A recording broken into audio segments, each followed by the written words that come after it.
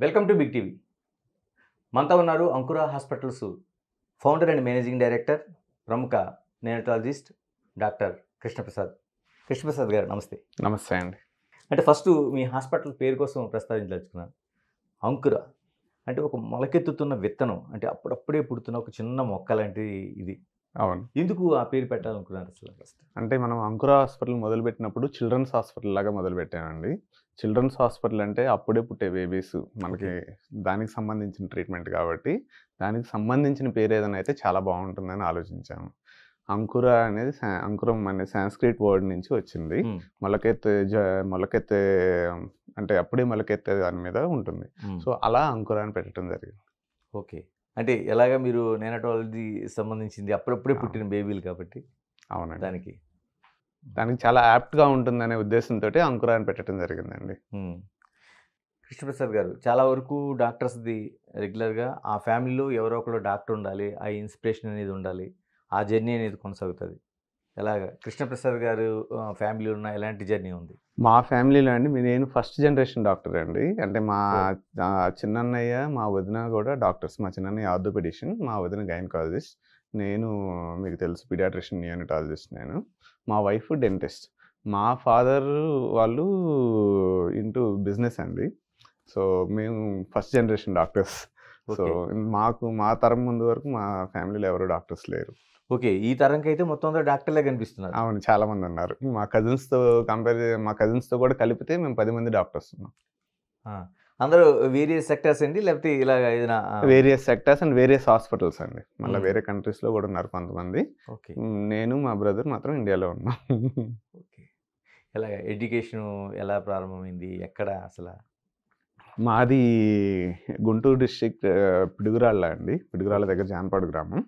ఇప్పుడు పల్నాడులోకి వచ్చినట్టుంది ఇప్పుడు. పల్నాడు జిల్లా అండి. సో ఆంధ్రప్రదేశ్‌లో పల్నాడు జిల్లా ఇప్పుడు. So most of my education వచ్చేసి నర్సరావుపేట, గుంటూరులోనే జరిగిందండి. ఇంటర్మీడియేట్ వచ్చేసి వడ్లమూడి విజ్ఞాన్‌లో చేశాను. తర్వాత ఎంబీబీఎస్, పీజీ అవన్నీ దావణగిరి జేజేఎం మెడికల్ కాలేజ్‌లో చేశాను. దాని తర్వాత నేను యూకేలో ఒక 2 ఇయర్స్ పనిచేశానండి. తర్వాత ఆస్ట్రేలియాలో నియోనటాలజీలో ఫెలోషిప్ చేశాను. అక్కడ పనిచేశాను. వచ్చిన తర్వాత ఇక్కడ లోటస్ చిల్డ్రన్స్ హాస్పిటల్ అని హైదరాబాద్‌లో ఒక హాస్పిటల్ ఉంటుంది. అక్కడ నేను ఒక 1 ఇయర్ కన్సల్టెంట్ లాగా చేశాను. తర్వాత అంకుర స్టార్ట్ చేశామండి. అంటే డాక్టర్ గారు, చాలా వరకు చిన్నపిల్లల వైద్యం అంటేనే చాలామంది చాలా సెన్సిటివ్‌గా చూస్తారు. దాన్ని చూడాల్సిన అవసరం ఉంది. అది చిన్నపిల్లల వైద్యంలో ఏదైనా కావచ్చు. అటువంటిది మీరు న్యూనటాలజీ తీసుకున్నారు. అంటే మామూలు చిల్డ్రన్స్ హాస్పిటల్స్‌కి దీనికి చాలా వ్యత్యాసం కనిపిస్తూ ఉంటుంది మనకి. అవును. ఎందుకని? అంటే దాన్ని ఆ ప్యాషన్‌గా ఫీల్ అయ్యారా? లేకపోతే ఏమవుతుందంటే అండి, నియోనటాలజీ ఆర్ ఈవెన్ పీడియాట్రిక్స్‌లో కూడా మీరు చూస్తే పెద్దవాళ్ళు ఎవరైనా మీకు ఇక్కడ నొప్పుంది, అక్కడ నొప్పుందని చెప్పగలరు. లేకపోతే నాకు కడుపు నొప్పుంది, లేకపోతే నాకు అసలు ఈరోజు హెల్త్ బాగాలేదని చెప్పగలరు. చిన్నపిల్లలు చాలా వరకు అసలు ఏం చెప్పలేరు. వాళ్ళకి ఏం ప్రాబ్లమ్ అనేది చెప్పలేరు. ఇంకా పర్టికులర్లీ మీకు న్యూ బోర్న్స్ వచ్చాయనుకోండి నియోనటాలజీలో, అసలు వాళ్ళ పేరెంట్స్ కూడా చెప్పలేరు వాళ్ళకి ఏమవుతుందనేది. సో దట్ యాక్చువల్లీ అంటే ఆ ఎక్సైట్మెంట్ చాలా ఇస్తుంది. అంటే వాళ్ళని ట్రీట్ చేయగలిగితే మనము చాలా బాగా చేసినట్టు అనేది ఆ ప్యాషన్‌తో చేసిందండి. సో నియోనటాలజీ అనేది చాలా చాలా difficult division in health care. నిజంగానే కత్తి మీద సాములాడిది అంటారు. అది కనిపిస్తుందా మీకు ఇప్పుడు ప్రాక్టీస్‌లోన? అంతే కదండీ. కత్తి మీద సాములాంటిది పర్టికులర్లీ మనకి ఇండియాలో ప్రాక్టీస్ చేయటం అంటే మనం రకరకాలుగా డీల్ చేయాల్సి ఉంటుంది. చాలా సెంటిమెంటల్‌గా ఉంటారు. చాలా ఎమోషనల్ అటాచ్‌మెంట్స్ ఉంటాయి. అవును. అదంతా ప్రాక్టికల్‌గా చూస్తున్నారు ఇప్పుడు. అవును. చాలా. అది చాలా కామన్ అండి. మామూలుగా హెల్త్ కేర్ అంటేనే చాలా ఎమోషనల్ అటాచ్‌మెంట్ ఎక్కువ ఉంటుంది. ఎందుకంటే చావు బ్రతుకులతో సంబంధించింది కాబట్టి. అందులో అప్పుడే పుట్టిన బేబీకి ఏమన్నా అయిందంటే పేరెంట్స్ కూడా అంత ఈజీగా యాక్సెప్ట్ చేయలేరు. ఎందుకంటే ఎప్పుడు 9 మంత్స్ నుంచి వాళ్ళు యాంటిసిపేట్ చేస్తూ ఉంటారు. బేబీ వస్తుంది, బాగుంటుంది, మన ఫ్యామిలీలోకి ఒక కొత్త పర్సన్ వస్తాడు అని. అలాంటిది ఏమన్నా అయ్యి వాళ్ళకి ముందు హాస్పిటల్‌లో ఉన్నారంటేనే వాళ్ళు షాక్‌లో ఉంటారు. ఇంటికి రావాల్సిన బేబీ హాస్పిటల్‌లో అడ్మిట్ అయింది. అలాంటిది మళ్ళీ వాళ్ళకి ఏమైనా అయిందనుకోండి పొరపాటున, చాలా తీసుకోవటం చాలా ఇబ్బందిగా ఉంటుంది. మనకి ఈ లిటరసీతో కూడిన ఒక కేర్ ఒకటి ఉంటుంది మ్యాక్సిమం. అంటే ప్రెగ్నెంట్‌గా ఉండగానే ఈ విధంగా ఉండాలి, ఈ విధంగా ఉండాలని మనకి చాలా అన్నిటితో వస్తారు మీ దగ్గరికి. అవునండి. చాలా నమ్మకాలు, కొన్ని నమ్మకాలు ఉంటాయండి, కొన్ని అపనమ్మకాలు ఉంటాయి. ప్రెగ్నెన్సీ పీరియడ్ అయినా గానీ, న్యూబార్న్ పీరియడ్‌లో అయినా గానీ, కొన్నేమో చేస్తే మంచిది, కొన్ని చేయకూడదు. కానీ అట్లాంటి వాటితోటి వస్తుంటారు. వాళ్ళ డౌట్స్ అన్నీ మనం క్లారిఫై చేయాలి. వాళ్ళకి ఏది కరెక్టో మనం గైడ్ చేయటం చాలా ఇంపార్టెంట్. లేపోతే వాళ్ళు అన్నెసెసరీగా మూఢనమ్మకాల వైపు వెళ్ళి, కొన్ని చేయకూడనివి చేస్తే చాలా బేబీస్‌కి గూడా చాలా హార్మ్ జరిగే అవకాశం ఉంటుంది. ఎలాగంటే ఎడ్యుకేషన్ పూర్తయింది. ఫస్ట్ అవును. అంటే ఇండియాలోనే ప్రాక్టీస్ చేశారా? లేకపోతే ఇతర దేశాలకి ఏమైనా ఎడ్యుకేషన్ పీజీ ఇక్కడే చేశానండి. పీడియాట్రిక్స్ అయిన తర్వాత, ఎండీ పీడియాట్రిక్స్ అయిన తర్వాత నేను అబ్రాడ్ ఎళ్ళాను. అబ్రాడ్ వెళ్ళారు? అబ్రాడ్ ఎళ్ళి నేను నియోనటాలజీలో చేశాను. యూకేలో చేశాను, ఆస్ట్రేలియాలో చేశాను. తర్వాత ఇండియా వచ్చాను.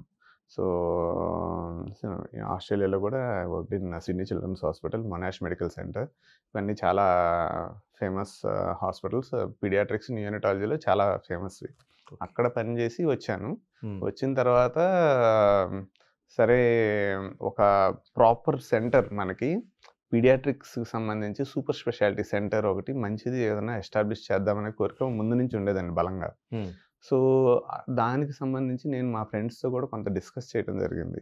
ఎలా ఉంటుంది? మనము స్టార్ట్ చేస్తే ఎలా ఉంటుంది?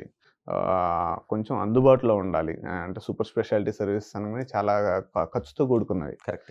సో, కానీ ఖర్చు తగ్గించుకుంటే కొంత అందుబాటులో ఉండేటట్టు రేట్లు పెట్టుకొని, మనము అదే క్వాలిటీ సర్వీస్ ఇస్తే ఇవ్వగలమా లేదా? ఫస్ట్ ఇస్తే మనము వైబుల్ అవ్వాలి. అది కూడా ఇంపార్టెంట్.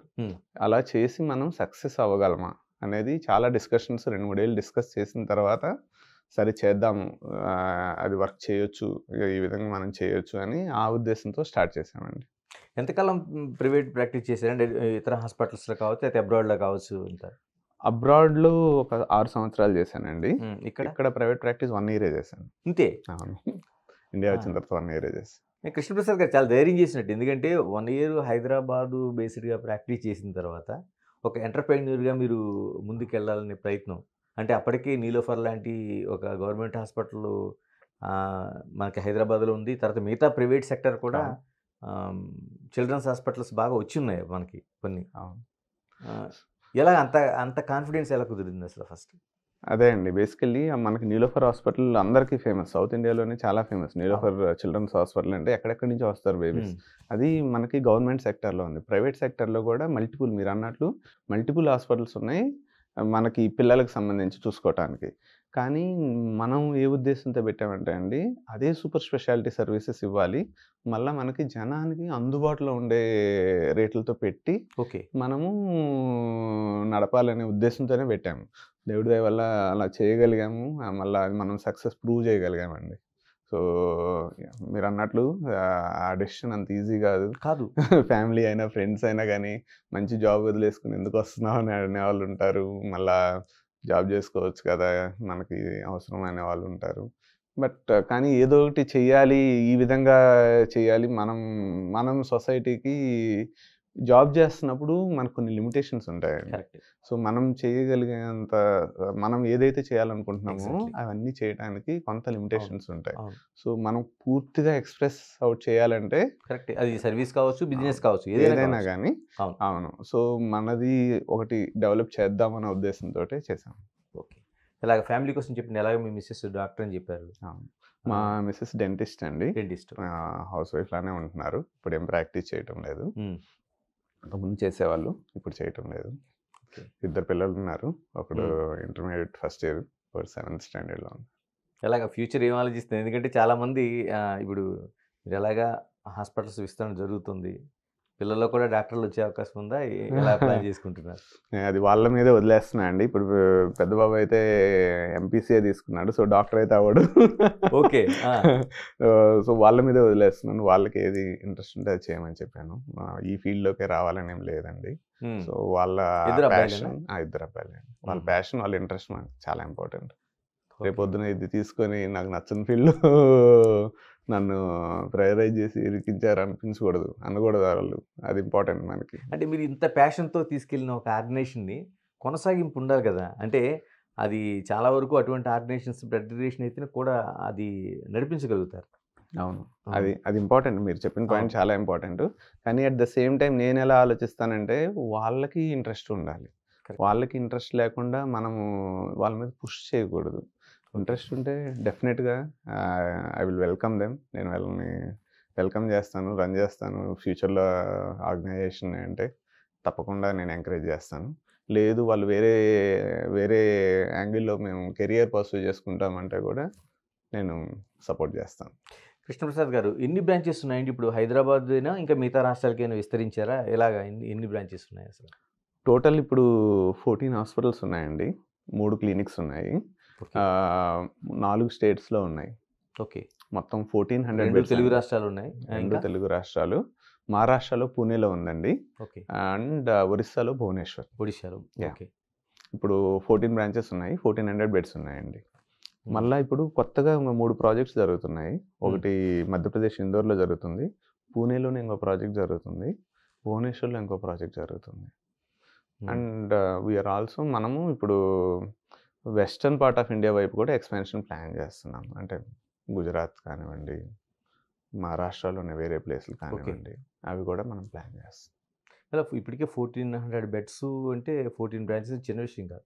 ఎలా ఉందండి? స్టాఫ్ అది ఎలా ఉంది? ఎంతమందికి ఉన్నారు? మొత్తం 3200 మంది ఎంప్లాయీస్ ఉన్నారండి ఓహ్! మనకు అంకురాలో. ఓకే. అంటే 4 స్టేట్స్‌లో కలిపి. హ్మ్. 4 స్టేట్స్‌లో కలిపి 3200 మంది ఎంప్లాయీస్ ఉన్నారు. హ్మ్. 400 మంది ఫుల్ టైమ్ డాక్టర్సే ఉన్నారండి. హ్మ్. దాంట్లో 250 మంది దాకా పీడియాట్రిషియన్స్ ఉన్నారు. ఒక 150 మంది గైనకాలజిస్టులు ఉన్నారు ఫుల్ టైమ్. సో, ఇది మన ఫుల్ స్ట్రెంత్ అండి. దానికి ఈ 3200 కాకుండా పార్ట్ టైమ్ ఎంప్లాయీస్ కూడా చాలామంది ఉన్నారు. ఓకే. కృష్ణప్రసాద్ గారు టోటల్‌గా మనం చూసుకుంటే చిన్న పిల్లలకి సంబంధించి ఎందుకంటే మన వారసత్వం కావచ్చు, లేకపోతే మానవ మనుగడకి ఉండే ఒక సిస్టమ్ కావచ్చు ఇది. ఒక్కోసారి ఇంట్లో 10 మంది పిల్లలు ఉండేటోళ్ళు. మనం పాత జనరేషన్ చూసుకుంటే. ఇప్పుడు ఒకరు లేదా ఇద్దరు. అవును. ఇప్పుడు వీళ్ళని కాపాడుకోవడం కూడా కష్టమైపోతుంది. ఎందుకంటారు అసలు? ఏంటి వస్తున్న డిసీజెస్ కావచ్చు, లేకపోతే మిగతా ఎన్విరాన్మెంట్ కావచ్చు. ఎందుకని అసల? అదే అండి. ఇంతకుముందు ఎలా ఉండేదంటే 7, 8 మంది కొన్ని ఫ్యామిలీస్ అయితే 10 మంది పిల్లలున్నప్పుడు అవును.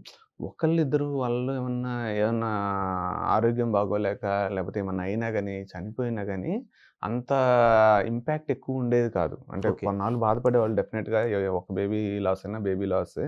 కొన్నాళ్ళు బాధపడేవాళ్ళు. కానీ ఇప్పుడేమైందంటే చాలా చిన్న ఫ్యామిలీస్ అవుతున్నాయి. ఒకళ్ళిద్దరు పిల్లలే ఉంటున్నారు. కరెక్ట్. సో, ఒక్క బేబీకి ఏమన్నా అయినా గాని చాలా హ్మ్. ఇబ్బందవుతుంది. అంటే ఫ్యామిలీస్‌లో హ్మ్. చాలా ఎమోషనల్‌గా చాలా ఇబ్బంది పడుతున్నారు. కాకపోతే మీరొకటి అబ్జర్వ్ చేస్తే ఇంతకు ముందుతో పోలిస్తే అంటే ఇప్పుడు ఇంతకుముందు నియోనటల్ మార్టాలిటీ అంటాం. అంటే పుట్టిన పిల్లల్లో చనిపోయే రేట్ అంటాం. లేకపోతే అవును. అండర్ 5 మార్టాలిటీ అంటాం. అంటే 5 ఏళ్లలోపు చనిపోయే రేట్ అంటాం. చాలా చాలా వృద్ధి చెందిందండి ఇండియా. అంటే ఎక్కువ మంది బతకగలుగుతున్నారు. బ్రతుకుతున్నారు. మళ్ళా అవును. ఎక్కువ మంది బతకగలుగుతున్నారు. మళ్ళా డిసీజెస్ లేకుండా అంటే ఇంతకుముందు వచ్చే కాంప్లికేషన్స్ పోలిస్తే ఇప్పుడు చాలా తగ్గుతా ఉన్నాయి. హ్మ్. ఇంతకుముందు వచ్చే ఇన్ఫెక్షన్స్ అవన్నీ ఇప్పుడు అంతగా ఉండటం లేదు. లేదు. ఇవన్నీ లైఫ్ స్టైల్ రిలేటెడ్ ఇష్యూస్ ఎక్కువవుతున్నాయి మనకి. ఇంతకుముందు ఇన్ఫెక్షన్‌కి రిలేటెడ్ ఇష్యూస్ ఉండేవి. ఇప్పుడు మనకి లైఫ్ స్టైల్ రిలేటెడ్. ఇప్పుడు మీరు అబ్జర్వ్ చేస్తే చిన్న పిల్లల్లో చాలామంది ఏం ఇష్యూస్ ఉంటున్నాయండి? ఎక్కువ ఒబేసిటీ అంటారు. బాగా అవును. లావు అవ్వటం వల్ల వచ్చే ఇష్యూస్, చిన్న పిల్లల్లో వచ్చే షుగర్ ఇష్యూస్, హ్మ్. చిన్న పిల్లల్లో వచ్చే బీపీ ఇష్యూస్ హ్మ్. ఇట్లాంటివి ఎక్కువవుతున్నాయి. ఇంతకుముందు ఏముండేవి మామూలుగా టీబీ ఎక్కువుండేది. హ్మ్. మలేరియాలు, టైఫాయిడ్‌లు విపరీతంగా ఉండేవి. కరెక్టే. అవన్నీ ఇప్పుడు మనకి రాను రాను తగ్గుతా ఉన్నాయి. తగ్గుతున్నాయండి వాటి ఇప్పుడు. వల్ల చనిపోయే పిల్లలు కూడా చాలా తగ్గుతా ఉన్నారు. అంటే ఓకే. సేమ్ మనకి అడల్ట్స్‌లో కూడా అదే జరుగుతుంది. హ్మ్. ఎందుకంటే అడ్వాన్స్‌మెంట్ అండి. అడ్వాన్స్‌మెంట్ హెల్త్ కేర్‌లో ఎక్కువవుతుంది. మళ్ళా జనంలో కూడా అవేర్‌నెస్ పెరుగుతుంది. ఓకే. అవేర్‌నెస్ పెరిగినప్పుడు ఏమవుద్దంటే అర్లీగా డాక్టర్ దగ్గరికెళ్తారు. హ్మ్. అంటే అర్లీ సింప్టమ్స్. అంటే కొంచెం ఇప్పుడు బాగా జ్వరము, దగ్గు, జలుబు ఉండగానే 1, 2 రోజుల్లోనే ముందు డాక్టర్‌కైతే చూయించుకుంటారు. ఏమైనా ఇష్యూ ఉందా లేదా? ఓకే. అంటే అంటే భయపడాల్సిందేమన్నా ఉందా లేదా? అలా అర్లీగా ట్రీట్మెంట్ తీసుకోవటం వల్ల వాళ్ళకి మనం చాలా వరకు డిసీజ్ ప్రోగ్రెస్‌ని ఆపగలుగుతున్నాం. హ్మ్. దానివల్ల చాలా హెల్ప్ అవుతుంది. అంటే డాక్టర్ గారు టోటల్‌గా మనం చూసుకుంటే ఇప్పటికి కూడా గ్రామీణ ప్రాంతాల్లో 70% మంది జనాభా అక్కడే ఉన్నారు.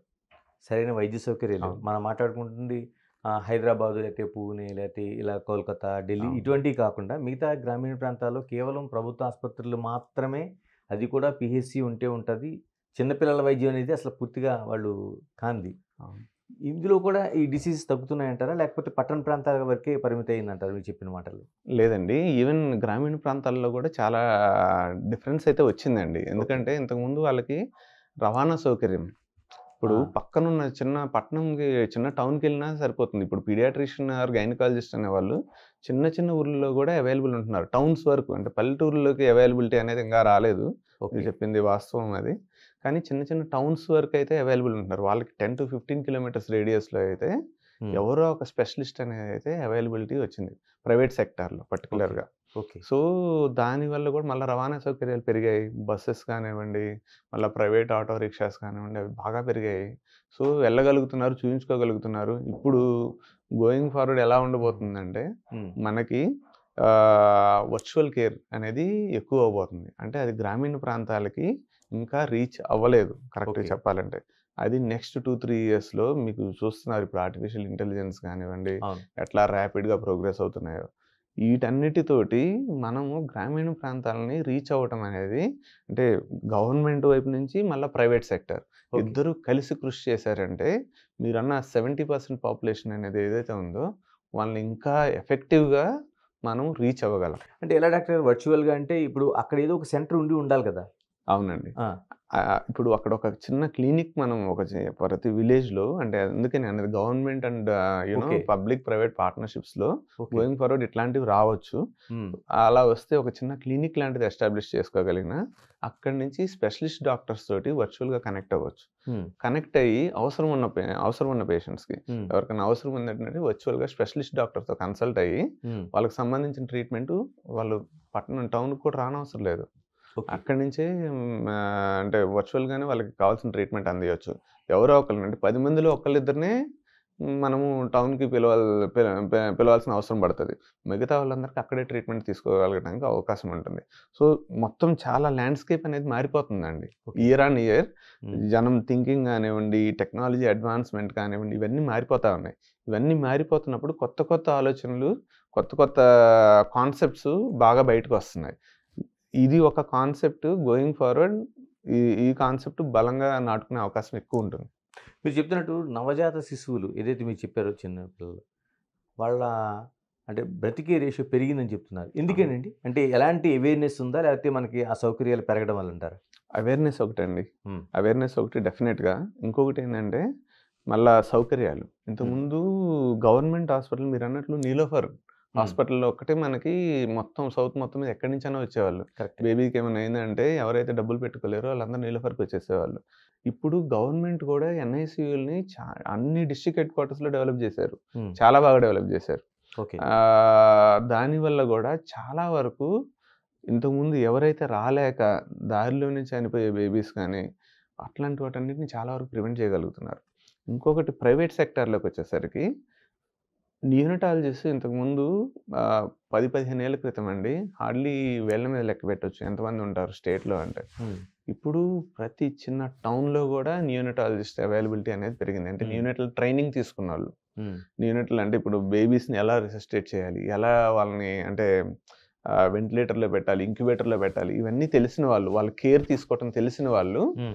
బాగా పెరిగారు ఇండియాలో. ఓకే. సో, దానివల్ల గూడా లైఫ్ ఎక్స్‌పెక్టెన్సీ బాగా అంటే బేబీస్‌ని సేవ్ చేయగలుగుతున్నాము. ఎక్విప్‌మెంట్ ఇంకొకటి. ఇంతకుముందు ఎక్విప్‌మెంట్ మొత్తం ఇంపోర్ట్ చేసుకోవాల్సొచ్చేదండి. అన్ని వేరే కంట్రీస్ నుంచి. ఓకే. ఇప్పుడు మనకి ఇండియాలో గూడా తయారవుతున్నాయి. వార్మర్స్ కానివ్వండి, ఇంక్యుబేటర్స్ కానివ్వండి, వెంటిలేటర్స్ కానివ్వండి. హ్మ్. సో, కొన్ని అంటే ఇప్పుడు ఎవరైతే అంత ఎఫర్ట్ చేయలేరో ఇప్పుడు ఒక సెటప్ పెట్టటానికి, వాళ్ళు మనకు లోకల్‌గా అవైలబుల్ ఉన్న వెంటిలేటర్స్ కానివ్వండి, ఇంక్యుబేటర్స్ కానీ వాడుకొని చాలా వరకు సేవ్ చేయొచ్చు. సో, వాటి వల్ల ఈ డిఫరెన్స్ అనేది మనకు అలా కనిపిస్తుంది. ఈవెన్ నర్సింగ్ గూడా, నర్సింగ్ ట్రైనింగ్ ఇంతకుముందు అంత ఎక్కువ ఉండేది కాదు. కానీ ఇప్పుడు చాలా ట్రైన్ అయిన నర్సెస్ అవైలబుల్ ఉన్నారు మనకి ఇండియాలోనే. హ్మ్. వీటన్నిటి వల్ల మనం చాలా సేవ్ చేయగలుగుతున్నాం బేబీస్‌ని. ఇంకోటండి పుట్టిన పిల్లల్లో కూడా మనం చాలా అది జన్యుపరమైన లోపాలు కావచ్చు, ఇంకోటి కావచ్చు. క్యాన్సర్‌లు చూస్తున్నాం, లేతే డయాబెటికు లాంటి కేసులు చూస్తున్నాం. మిగతా అన్నీ చూస్తున్నాం. ఎందుకనండి ఆ శాతం ఎలా ఉంది ఇప్పుడు అసల? ఆ శాతం పెరుగుతుందండి. ఎందుకు పెరుగుతుందంటే ఒక మెయిన్ రీజన్ ఏంటంటే మనం ఇప్పుడు హ్మ్. టెస్టింగ్ చేసి వాళ్ళని ఐడెంటిఫై చేయగలుగుతున్నామండి. ఓకే. కొంతమంది ఇంతకుముందు ఏందంటే వాళ్ళన్నిటికి ఇప్పుడు జెనెటిక్ అంటే జన్యుపరంగా వచ్చే డిసీజెస్‌ని ఐడెంటిఫై చేయటం ఇంతకుముందు చాలా కష్టం ఉండేది. వాటి ల్యాబ్స్ ఎక్కడెక్కడో ఉండేవి. హ్మ్. ఇప్పుడు సౌత్‌లోనే 1, 2 ల్యాబ్స్ అట్లా ఉండేవి. ఇప్పుడు ప్రతి సిటీలో ఉన్నాయి. అవును. So, availability. మళ్ళీ వాటి కాస్ట్, ఆ టెస్ట్ కాస్ట్ కూడా ఇంతకుముందు చాలా ఎక్కువ ఉండేది. హ్మ్. అవన్నీ ఇప్పుడు అందుబాటులోకి వచ్చాయి. మళ్ళా జనం కూడా పేయింగ్ కెపాసిటీ కూడా ఇంతకుముందుతో పోలిస్తే ఇప్పుడు కొంచెం పెరిగింది. వాటి వల్ల కూడా మనకి ప్రాపర్‌గా అంటే అసలు ఏమి డిసీజ్ అనేది ఐడెంటిఫై చేయటం అనేది చాలా పెరిగింది. ఇంతకుముందుతో కంపేర్ అంటే చేస్తే. ఐడెంటిఫై చేయడం వల్ల పెరిగిందా? లేకపోతే మన ఆ లైఫ్ స్టైల్ కూడా పూర్తిగా మారిపోయింది చాలా వరకు? లైఫ్ స్టైల్ చేంజెస్ డెఫినిట్‌గా అండి. హ్మ్. అదొక రీజన్. కానీ టెక్నాలజీ అడ్వాన్స్‌మెంటు, మళ్ళా సైన్స్ అడ్వాన్స్‌మెంట్ కూడా చాలా హెల్ప్ అవుతుంది. వీటన్నిటిని మనం డయాగ్నోస్ చేసి కనుక్కోవటానికి. లైఫ్ స్టైల్‌కి సంబంధించినవి ఏంటంటే, ఇప్పుడు న్యూబార్న్ బేబీ కాకుండా పీడియాట్రిక్ ఏజ్ గ్రూప్‌లో చాలా ఎక్కువ ఓకే. ఇప్పుడు పీడియాట్రిక్ ఏజ్ గ్రూప్‌లో వచ్చే డయాబెటిస్ కానివ్వండి, హైపర్‌టెన్షన్, హ్మ్. మళ్ళా ఆటిజం, ఏడీహెచ్‌డీ అంటాం, హైపర్ యాక్టివ్ కిడ్స్, ఇవన్నీ లైఫ్ స్టైల్‌కి సంబంధించిన ప్రాబ్లమ్స్. హ్మ్. ఇంతకుముందు అయన్నీ అంత ఎక్కువ ఉండేవి కాదండి. ఇప్పుడున్న ఫ్యామిలీ కల్చర్ కానివ్వండి, ఫ్రెండ్స్ కానివ్వండి, వాటన్నిటి వల్ల మళ్ళీ వాళ్ళు తినే ఫుడ్ హ్యాబిట్స్, స్క్రీన్ టైమ్, వీటన్నిటి వల్ల వస్తున్న ప్రాబ్లమ్స్ ఇవన్నీ. ఎలాంటివి వస్తున్నాయండి? మీరు చెప్తున్నట్టు నిజంగానే ఇప్పుడు మన లైఫ్ స్టైల్ మారింది. స్క్రీన్ టైమ్ పెరిగింది మనకి. ఎలాగండి అమ్మ కడుపులో ఉండగానే ఇటువంటివి వస్తున్నాయండి మనకి? అమ్మ కడుపులో ఉండగానే అంత ఈజీగా రావండి. కానీ ఆ! పుట్టిన తర్వాత ఇప్పుడు పేరెంట్స్ చూస్తే వాళ్ళు స్క్రీన్ చూస్తూనే ఉంటారు. Most of the time. లేకపోతే మొబైల్ పట్టుకొని ఉంటారు. ఓకే. సో, పిల్లలకు కూడా వాళ్ళు ఇంతకుముందు రోజుల్లో ఒక గంట, అరగంట టీవీ చూసి కిందకెళ్ళి ఆడుకునేవాళ్ళండి. హ్మ్. బయటికెళ్ళి ఆడుకునేవాళ్ళు. ఇప్పుడు పిల్లలు మోస్ట్ ఆఫ్ ద టైమ్స్ వాళ్ళు ఫోన్ చూసుకుంటా ఉంటున్నారు. లేతే స్క్రీన్ చూస్తా ఉంటున్నారు. అది అవును. డెఫినిట్‌గా పేరెంట్స్ నుంచి పాకే అవకాశం చాలా ఎక్కువ ఉంటుంది. ఓకే. ఎందుకంటే పేరెంట్స్ ఏం చేస్తారు? పిల్లలు అవే చేస్తారు. అవును. సో, కంట్రోల్ చేయాల్సిన బాధ్యత గూడా ఫిక్స్‌డ్ స్క్రీన్ టైమ్ చేసుకొని కంట్రోల్ చేయాల్సిన బాధ్యత కూడా పేరెంట్స్ మీదే ఉంటుంది. వాళ్ళు ఏం తింటున్నారు? ఇప్పుడు అడ్వర్టైజ్‌మెంట్ టీవీలో ఎంత అడ్వర్టైజ్‌మెంట్ వస్తుంది అంటే ఇప్పుడు జంక్ ఫుడ్ హ్మ్. అవన్నీ అవైలబిలిటీ బాగా పెరిగింది. ఇప్పుడు ఆన్‌లైన్‌లో కామర్స్ వచ్చిన తర్వాత హ్మ్. ఏదైనా ఒక 5 నిమిషాల్లో మన ఇంటికొచ్చి పడుతుంది. జంక్ ఫుడ్ ఏది కావాలంటే అది. హ్మ్. సో, ఇంతకుముందు అవన్నీ అవైలబుల్ ఉండేవి కాదు. సో, వీటన్నిటి వల్ల గూడా లైఫ్ స్టైల్ చేంజెస్ ఎక్కువవుతున్నాయి. వాటికి సంబంధించిన డిసీజెస్ పెరుగుతుంది. అంటే చిన్న పిల్లల్లో మనకు అంతకుముందు డయాబెటిక్ లాంటివి మనం గుర్తించలేకపోయాం. ఇప్పుడు గుర్తిస్తున్నాం. అవును. ఇప్పుడు క్యాన్సర్ కేసులండి. అవును. ఎందుకని అంటే ముందుగానే అవి జన్యుపరంగా వస్తున్నాయా? లేకపోతే ఏదైతే ఆ డెలివరీ సిస్టమ్ వల్ల వస్తున్నాయి? ఎందుకు వస్తున్నాయండి? ఎక్కువ క్యాన్సర్ కేసులు పెరుగుతా ఉన్నాయి మనకి. కొంత జన్యుపరంగా ఉంటాయండి. కొంత నేను ఇందాక చెప్పినట్టు మనం ఇప్పుడు డయాగ్నోస్ చేయగలుగుతున్నాం. చేయగలుగుతున్నాం. ఆ! ఎక్కువ డయాగ్నోస్ చేయగలుగుతున్నాం. ఇంతకుముందు సడెన్‌గా చనిపోయేవాళ్ళు ఏం రీజన్ లేకుండా. హ్మ్. అట్లాంటివి ఇప్పుడు అసలు ఏంటి కారణం అనేది తెలుసుకోగలుగుతున్నాం. కొంత లైఫ్ స్టైల్ చేంజెస్, ఓకే. కొంత ప్రాసెస్డ్ ఫుడ్, హ్మ్. వీటన్నిటి వల్ల గూడా ఇవి క్యాన్సర్ అనేది పెరుగుతాంది. ఈవెన్ పిల్లల్లో గూడా. హ్మ్. అంటే పుట్టిన తర్వాత అండి ఇది వస్తది? లేకపోతే ముందు నుంచి ముందు నుంచి ఉండుంటదా? ఉండే అవకాశం ఉంటుంది. పుట్టిన తర్వాత గూడా వస్తాయండి. డాక్టర్ ఇంకో సీరియస్ ఇష్యూ ఏంటంటే ఆటిజం పెరుగుతుందండి మనకి. అవును. ఆటిజం కేసులు. ఇవి ఎందువల్ల మనకు అంటే ఓకే. మనం ఐడెంటిఫై చేస్తున్నాం, బయటపడుతున్నాయి కానీ పెరుగుతున్న శాతం వల్లే కదా మనం ఐడెంటిఫై చేయగలుగుతున్నాం. అవునండి. అవును. ఆటిజం, ఏడీహెచ్‌డీ ఇవి కంప్లీట్‌గా లైఫ్ స్టైల్‌కి సంబంధించిన ప్రాబ్లమ్స్ అండి. ఓకే. ఇంతకుముందు 15, 20 మంది పిల్లలు కలిసి ఆడుకునేవాళ్ళు. ఇప్పుడెక్కడ చూస్తున్నారు అలా ఆడుకునే వాళ్ళని? ఆహ్, ఉంటే వాళ్ళ ఓన్‌గా ఉంటారు. లేకపోతే ఒక్కళ్ళిద్దరు పిల్లలతో ఆడుకుంటారు. లేకపోతే స్క్రీన్, అవును. టెలివిజన్ గానివ్వండి, ఫోన్ గాని చూసుకుంటా ఉంటారు. హ్మ్. సో, వాళ్ళంతట వాళ్ళే ఎక్కువ టైమ్ స్పెండ్ చేసుకుంటా ఉంటున్నారు. అందరితో కలవటం కంటే. వాటి వల్ల ఈ ప్రాబ్లమ్స్ పెరుగుతున్నాయండి. ఇవన్నీ వెస్టర్నైజేషన్ వల్ల వస్తున్న ప్రాబ్లమ్స్ అండి. ఓకే. సో, ఇంతకుముందు అసలు లేవంటే అస్సలు లేకుండా ఉండవు. ఇంతకుముందు గూడా ఉండేవి. కానీ ఇప్పుడైతే ఎక్కువ శాతం పెరగటానికి one of the major reason అండి ఇది. అంటే ఈ హ్మ్, పుట్టుకతో జన్యుపరంగా ఉండేది కాదండి ఆటిజం లాంటివి కాదండి. చూసుకుంటే? కాదండి. కాదు. ఓకే. ఆహా! మరి ఎందుకండి? అంటే దాన్ని ఇప్పుడు సరిజేసే అవకాశం ఉందా? మనం సరిచేసే అవకాశం ఉందండి. డెఫినిట్‌గా దానికి సంబంధించిన ట్రీట్మెంట్స్ ఉన్నాయి. దానికి సంబంధించిన చైల్డ్ డెవలప్‌మెంట్ సెంటర్స్‌లో వాటికి ట్రీట్మెంట్ అన్నీ జరుగుతా ఉన్నాయి. సో, డెఫినిట్‌గా దాని గురించి ఆహ్, ఎక్కువ కుంగిపోవాల్సిన అవసరం లేదు. కరెక్ట్ చేసుకొని, ట్రీట్మెంట్ తీసుకొని, ప్రాపర్‌గా చేసుకుంటే నార్మల్ అయ్యే అవకాశం చాలా ఎక్కువ ఉంటుంది. ఏ వయసులో గుర్తించొచ్చండి? అటు క్యాన్సర్ కేసులు కావచ్చు, లేకపోతే డయాబెటిక్ కావచ్చు, లేకపోతే ఇటు ఆటిజం లాంటివి కావచ్చు. బేసికల్లీ మనకి వచ్చే సింప్టమ్స్‌ని బట్టే చూసుకోవాలండి. ఓకే. వచ్చే సింప్టమ్స్‌ని బట్టే చూసుకోవాలి. అంటే మనకి అటువంటి సింప్టమ్స్ ఇప్పుడు ఆటిజంకి సంబంధించిందనుకోండి 2, 3 ఏళ్ల సంవత్సరంన్నర పిల్లలైనా గానీ, 2 ఏళ్ల పిల్లలైనా గానీ, ఒకసారి 4, 5 ఏళ్ల పిల్లలైనా గానీ, వాళ్ళ బిహేవియర్ ప్యాటర్న్‌ని బట్టి ఓకే. మనం అబ్జర్వ్ చేసుకొని, వాటికి సంబంధించిన డాక్టర్ దగ్గరికి వెళ్ళి ట్రీట్మెంట్ తీసుకోవటం ఈవెన్ చాలా దో ఇంపార్టెంట్. క్యాన్సర్ అయినా అంతే. క్యాన్సర్ అయినా అంతే అండి. ముందు అంటే రెగ్యులర్‌గా అందరికి బ్లాంకెట్ స్క్రీనింగ్ చేస్తే పోతుంది కదంటే అట్లా ఉండదండి. ఉండదు. అంటే ఎంతమందికని చేయగలరు? మళ్ళా ఇప్పుడు కొన్ని డిసీజెసే మీకు పుట్టినప్పుడు ఉంటాయి. కొన్ని పెరిగే కొంది వచ్చేవి ఉంటాయి. ఓకే. అట్లా అందరికీ స్క్రీనింగ్ చేసుకుంటా ఎళ్ళటం అనేది కరెక్ట్ కాదేమో అన్నది నా అభిప్రాయం. అవసరాన్ని బట్టి డెఫినిట్‌గా చేసుకోవాలి. వాళ్ళకి ఎటువంటి సింప్టమ్స్ ఏమైనా ఉన్నాయంటే తప్పకుండా మనం ఎవాల్యుయేట్ చేయటం అనేది చాలా ఇంపార్టెంట్. మీరంటే కొన్ని రోగాలు తగ్గుతున్నా, ఇంకొన్ని రోగాలు పెరుగుతున్నాయి. ఎందుకంటే మనకి కెరీర్ మీద చాలా ఇంట్రెస్ట్ పెరిగింది. లేట్ మ్యారేజెస్ అవును. చాలా వరకు. ఇది ఎంతవరకు కారణం అవుతుందండి మనకు పుట్టిన పిల్లల పైన ప్రభావానికి? చాలా అండి. ఎందుకంటే లేట్ మ్యారేజెస్ ఒకటి, మీరన్నట్లు కెరియర్ ఇద్దరు వర్క్ చేయటం. ఇంతకుముందు ఇంట్లో ఎవరో ఒకళ్ళు పనిచేసేవాళ్ళు, ఒకళ్ళు ఇంటి దగ్గరుండి పిల్లల్ని చూసుకునేవాళ్ళు. ఇప్పుడు అవన్నీ పోకుండా ఇద్దరు వర్క్ చేయటం అనేది చాలా కామన్ అయిపోయింది. సో, లేట్‌గా ప్రెగ్నెన్సీ, లేట్‌గా డెలివరీస్ అవ్వటం, వాటి వల్ల వచ్చే కాంప్లికేషన్స్ కానివ్వండి, అవి ఎక్కువవుతున్నాయి. అంటే ఒక్కోసారి నెలలు తక్కువ పుట్టడం అంటారు. ఒక్కోసారి జన్యుపరంగా వచ్చే ప్రాబ్లమ్స్ కానివ్వండి, లేట్ ప్రెగ్నెన్సీస్ వల్ల అవన్నీ చాలా పెరుగుతా ఉన్నాయి. సో, వీటన్నిటి గురించి అవేర్‌నెస్ గూడా తీసుకొని రావడం చాలా ఇంపార్టెంట్ అండి. ఇంకెలా టెక్నాలజీ ఎలా ఉందండి? అంటే అప్పుడప్పుడు పుట్టిన పిల్లల దగ్గర నుంచి కూడా మనం చాలా టెక్నాలజీ చూస్తున్నాం. అంటే నవజాత శిశువులు అలా పుట్టిన నెలల నిండకుండా పుట్టిన పిల్లలు కావచ్చు, మిగతా వాళ్ళు కావచ్చు. ఎలా ఉంది టెక్నాలజీ ఎలాగ మనకు మార్పు చెందుతుంది? టెక్నాలజీ చాలా అడ్వాన్స్ అయిపోతుందండి. ఇయర్ ఆన్ ఇయర్ కంప్లీట్‌గా మారతానే ఉంది. ఇప్పుడు నియోనటాలజీయే చూసుకుంటే ఇంతకుముందు మీ మీకు 500, 600 గ్రాముల బేబీని సేవ్ చేయగలిగితే 15 ఏళ్ల క్రితం వరకు ఇండియాలో బాగా చాలా గొప్పగా చెప్పుకునేవాళ్ళం. 500 గ్రాముల బేబీని మనం సేవ్ చేయగలం. ఓకే. ఇప్పుడు 350, 400 గ్రాముల బేబీని కూడా మనం సేవ్ చేయగలుగుతున్నాం. ఎందుకంటే ఆ వెంటిలేటర్స్ సంబంధించిన కానివ్వండి, ఇంక్యుబేటర్స్‌కి సంబంధించిన కానివ్వండి, చాలా అడ్వాన్స్ అయిపోతున్నాయి టెక్నాలజీ. సో, వాటి వల్ల మనము బాగా సేవ్ చేయగలం. అట్లానే మళ్ళీ స్కిల్స్ గూడా. ఇంతకుముందు స్కిల్స్ ఉన్న డాక్టర్స్ అవైలబిలిటీ గాని, స్కిల్స్ ఉన్న నర్సెస్ అవైలబిలిటీ కానివ్వండి, కొంచెం స్కేర్సిటీ ఎక్కువుండేది. వాళ్ళు కూడా పెరుగుతా ఉన్నారిప్పుడు. సో, వీటన్నిటి వల్ల మనము 23, 24 వీక్స్ పుట్టిన బేబీస్‌ని గూడా మనం సేవ్ చేయగలుగుతున్నాం. ఇంతకుముందు మనం 25 వీక్స్ కంటే ఎక్కువ పుట్టిన బేబీస్‌ని మనం సేవ్ చేయగలిగేవాళ్ళం. ఓకే. 23, 24 వీక్స్ పుట్టిన బేబీస్‌ని కూడా మనం సేవ్ చేయగలుగుతున్నాం. వీటన్నిటికి కారణం ఏంటంటే advancement in all the aspects. ఖర్చుతో కూడుకున్నదే కదండీ! చాలా ఖర్చుతో కూడుకున్నదే అండి. ఎందుకంటే ఇప్పుడు 23, 24 వారాలకి పుట్టిన బేబీ అంటే మీకు 3, 4 నెలల వరకు అంటే ఇప్పుడు మామూలుగా అయితే తల్లి కడుపులో 40 వారాల వరకు ఉంటారు కదా! ఓకే. సో, మనం బయట ఇంక్యుబేటర్‌లో పెట్టినా గాని తల్లి కడుపులో పెట్టినట్టే ఓకే. చూసుకోవాల్సొస్తది. యాజ్ ఇట్ ఈజ్ అది అలా చూడాలి. అలానే చూసుకోవాల్సొస్తుంది. ఎందుకంటే మనం బయట నుంచే బేబీకి సంబంధించిన న్యూట్రిషన్ గానివ్వండి అంటే ఇవ్వాల్సొస్తుంది. మళ్ళా ఆక్సిజన్ గూడా వాళ్ళంతట వాళ్ళు తీసుకోలేరు. మనం బయట నుంచే ఇవ్వాల్సొస్తది. మళ్ళా వాళ్ళ మూత్రపిండాలు కాడి నుంచి బ్రెయిన్ ఏది మెచ్యూర్ అయ్యి ఉండదండి. హార్ట్‌తో ఓకే. సహా ఏది మెచ్యూర్ అయ్యి ఉండదు.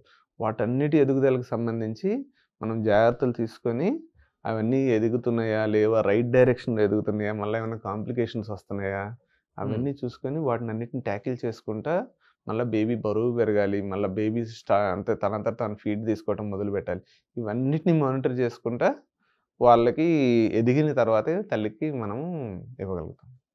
అంటే ఇప్పుడు వాళ్ళకి వీళ్ళకి తేడా ఉంటదండి? అంటే అమ్మ కడుపులో ఆ నవమాసాలు ఉండి బయటకొచ్చిన పిల్లలకి, మీ ఇంక్యుబులేటర్‌లో ఉండే పిల్లలకి సేమ్ ఉంటదండి? అంతే చాలా ఇంపార్టెంట్ క్వెషన్ అండి. అట్లా ఏమి ఉండదు. అరే! ఇద్దరు ఒకళ్ళనే ఉంటారు. ఒకలాగే ఉంటారు. ఎందుకంటే బేసికల్లీ ఈ బేబీ అని తల్లి కడుపు నుంచి వచ్చిన బేబీయే. మనము సపోర్ట్ చేస్తున్నాం అంతే. ఓకే. బయట ఎన్విరాన్మెంట్‌కి ఎక్స్‌పోజ్ అవ్వకుండా తల్లి కడుపు వీలైనంత వరకు ఎవరు తల్లి కడుపులో ఉన్న ఎన్విరాన్మెంట్‌ని 100% ఇవ్వలేరండి. ఇంక్యుబేటర్‌లో పెట్టినా, ఎక్కడ పెట్టినా. ఓకే. ఎందుకంటే అది న్యాచురల్‌ది. అవును. మనము ఆర్టిఫిషియల్‌గా ఎంతవరకు చేయగలిగితే అంతవరకు చేయగలం. So, as much as possible మనం ఆ ఎన్విరాన్మెంట్‌ని క్రియేట్ చేసి అంటే బేబీకి ఎటువంటి ఇబ్బంది కలగకుండా వీలైనంత వరకు చూసుకుంటే మళ్ళా ఇంకొక ప్రాబ్లమ్ ఏమొస్తదంటే అండి వీళ్ళకి ఇమ్యూనిటీ తక్కువ ఉంటుంది. నెలలు తక్కువ పుట్టిన పిల్లలకి. సో, వాళ్ళకి ఇన్ఫెక్షన్స్ వచ్చే ఛాన్సెస్ చాలా ఎక్కువ ఉంటాయి. ఇమ్యూనిటీ తక్కువ ఉండటం వల్ల. సో, అవి రావచ్చు. వచ్చే అవకాశం ఉంటది. అవి వస్తే వాటికి సంబంధించిన మెడిసిన్స్ వాడటము. ఇవన్నీ చూసుకొని ఒక్కసారి వాళ్ళు బాగా బయటికి వచ్చి కాంప్లికేషన్స్ ఏమీ లేరంటే ఇద్దరు ఒకలానే ఉంటారండి. ఏమి డిఫరెన్స్ ఉండదు. నెలలు తక్కువ పిల్లలు ఒకలాగా, నెలలు నిండిన తర్వాత పుట్టిన పిల్లలు వేరేలాగా అట్లా ఏమి ఉండరు. డాక్టర్ గారు ఇంకోటి చాలా వరకు ఫ్రీ డెలివరీస్‌కి, సిజేరియన్‌కి మధ్య ఒక వ్యత్యాసం ఉంటుందనేది చాలా కాలంగా ఒక చర్చ జరుగుతూ ఉంటది మనకి. అంటే అనవసరంగా వాళ్ళు సర్జరీ చేసి బయటికి బేబీస్ తీయడం వల్ల ఆళ్ళకి కాంప్లికేషన్స్ వస్తున్నాయని కొందరు. ఇలాగా ఎంతవరకు ఆ చర్చకి మనకి ఇది ఉందండి? అంటే అండి, ఇప్పుడు డెలివరీస్‌లో గూడా మీరు అబ్జర్వ్ చేస్తే నార్మల్ డెలివరీల కంటే సిజేరియన్ సెక్షన్ రేటు ఎక్కువుంది. అవును. అది వాస్తవం. హ్మ్. పర్టిక్యులర్‌లీ ప్రైవేట్ సెక్టర్‌లో ఎక్కువుంది. అవును. దానికి మల్టిపుల్ రీజన్స్ ఉంటాయండి. ఒక హ్మ్. రీజన్ అని కాదు. ఇప్పుడు ఏమవుతుంది, ప్రైవేట్ సెక్టార్‌కొచ్చే పేషెంట్స్‌లో గూడా కొంత హ్మ్. హై రిస్క్ ఉన్నోళ్ళు వచ్చే అవకాశం ఎక్కువుంటుంది.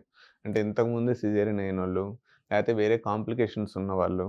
ఇంకొకటి లైఫ్ స్టైల్ చేంజెస్ కూడా అండి. ఓకే. ఇంతకుముందు ప్రెగ్నెన్సీ అంటే ఒబేసిటీ కూడా చాలా ఎక్కువవుతుంది ప్రెగ్నెన్సీలో.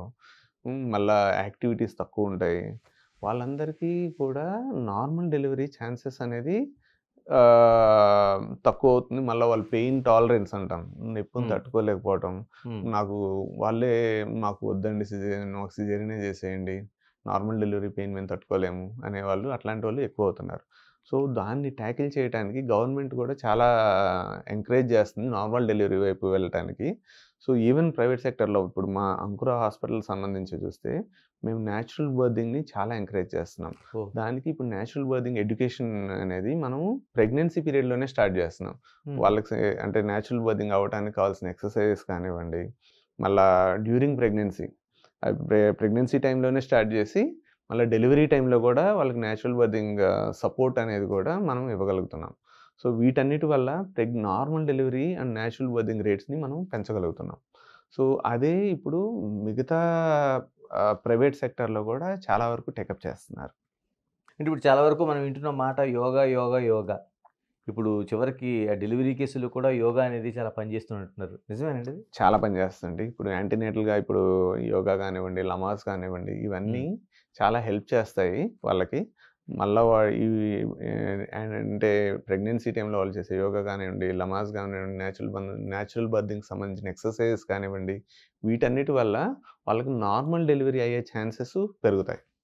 సో, వాటన్నిటిని తప్పకుండా తీసుకోవాలని నేను గూడా సజెస్ట్ చేస్తానండి. ఇంకోటి మీతో కీలకంగా మాట్లాడాల్సిన అంశం ఐవీఎఫ్ సెంటర్స్ అండి. పుట్టగొడుగుల్లా పెరుగుతున్నాయి. అవును. ఎందుకంటే నిజంగా అంత అవసరం ఎలా ఏర్పడుతుందసల ఫస్టు? ఎందుకంటే సంతాన సాఫల్య కేంద్రాలు మనకి అంతకుముందు ఎక్కడో అక్కడక్కడ కనిపించేవి. 2 స్ట్రీట్‌ల్లో. ఇప్పుడు చాలా ఎక్కువగా కనిపిస్తున్నాయి. అవునండి. ఏమవుతుందంటే అండి, ఫర్టిలిటీ రేట్ అనేది మనకి మిగతా వెస్టర్న్ కంట్రీస్‌లోనే మనకు గూడా తగ్గిపోతా ఉంది. ఓకే. సో, సంతాన సపోర్ట్ అంటే కన్సీవ్ అవ్వటానికి సపోర్ట్ అనేది అవసరం పెరుగుతుంది. హ్మ్. రాను రాను ఇంకా పెరుగుతుంది. కోవిడ్ తర్వాత అయితే ఇంకా ఎక్కువయింది. హ్మ్. సో, ఒక ఇంకోటి లేట్ మ్యారేజెస్, లైఫ్ స్టైల్ హ్మ్. వీటన్నిటి వల్ల గూడా కన్సీవ్ అవ్వటం, నేచురల్ కన్సీవ్ అవ్వటం అనేది ఛాన్సెస్ కొంచెం ఇంతకు ముందుతో పోలిస్తే పర్సెంటేజ్ కొంచెం తగ్గింది. అది హ్మ్. వాస్తవం. సో, వాటికి సంబంధించి ఈ ఫర్టిలిటీ సెంటర్స్ అంటే ఏం చేస్తాయంటే బేసికల్లీ అసిస్ట్ చేస్తారు వాళ్ళని. అంటే బేబీ అంటే కన్సీవ్ అయ్యి బేబీ పుట్టడానికి అసిస్ట్ చేసే సెంటర్స్. ఇవన్నీ చాలా పెరుగుతున్నాయి. ఇవన్నీ related to basically life style changes కానివ్వండి, లేట్ మ్యారేజెస్, లేట్ ప్రెగ్నెన్సీ వీటన్నిటి వల్ల ఇవన్నీ పెరుగుతున్నాయి. అంతేనా? లేపోతే ఒక జన్యువుల్లో ఏమైనా మార్పు ఏమైనా జరుగుతుందా? ఎందుకంటే అంతకుముందు 10 మంది పిల్లలు ఆహ్, హ్మ్, పుట్టిన దేశం ఇది అసల. నేను అలా ఏమి అనుకోవట్లేదండి. జెండర్‌కి సంబంధించిన ఏమీ హ్మ్. లేదండి. ఇవన్నీ వీటి వల్ల వస్తున్న ప్రాబ్లమ్సే. ఇంకోటి ఐవీఎఫ్ సెంటర్స్‌కి తర్వాత సరోగసీ. ఏంటండి ఆ డిఫరెన్స్ ఏంటండి అసల? ఎందుకు అది ఎప్పుడు అవసరం అవుతుంది? ఇది ఎప్పుడు అవసరం అవుతుంది? సరగేసి ఇప్పుడు అంటే ఇప్పుడు ఒక కపుల్ ఉన్నారనుకోండి.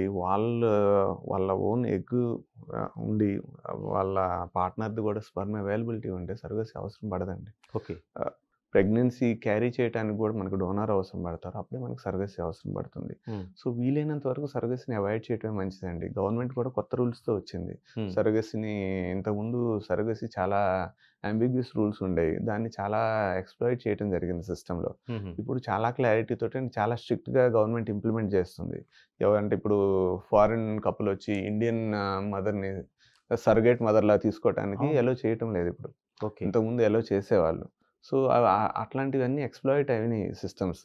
సో, వాటన్నిటిని ఇప్పుడు అవాయిడ్ చేయగలుగుతున్నారు. సో, వీలైనంత వరకు రెగ్యులర్ ఐవీఎఫ్ అంటే రెండిటితో కంపేర్ చేస్తే ఫస్ట్ ఆఫ్ ఆల్ నేచురల్‌గా కన్సీవ్ అయితే that is the best thing అండి. అవును. తర్వాత regular IVF is the second best option. Surrogacy is the last option. ఎందుకంటే అమ్మ కడుపుని అద్దెకు తీసుకొని ఈ విధంగా చేసే సిస్టమ్‌ని ఒక ప్యాషన్‌గా మారిపోయింది. మనకి చాలా చోట్ల చూస్తున్నాం.